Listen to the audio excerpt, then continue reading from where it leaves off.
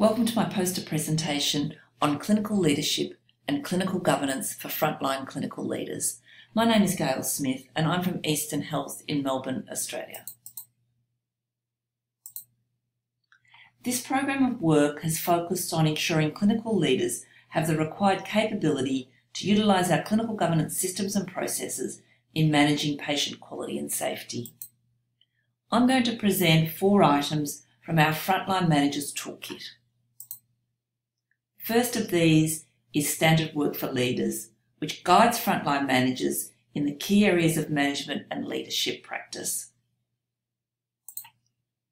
Secondly is our Appropriate and Effective Care, or our quality planning process, which supports managers to define the role, responsibilities, workforce profile, clinical guidelines, audit program, and improvement priorities for their service. The Point of Care Ward Clinical Risk Algorithm ensures that audit and continuous improvement program is focused on the areas of highest risk. The Performance Board Standard guides frontline managers to report important patient quality and safety issues and ensures visibility of performance in areas of greatest risk. So what did we do?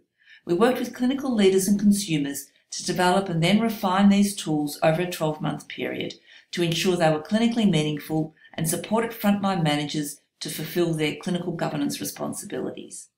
The results show increased utilisation, and this was verified at our recent external accreditation review.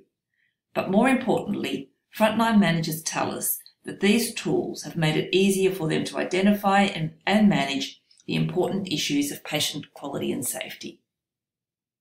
Thank you.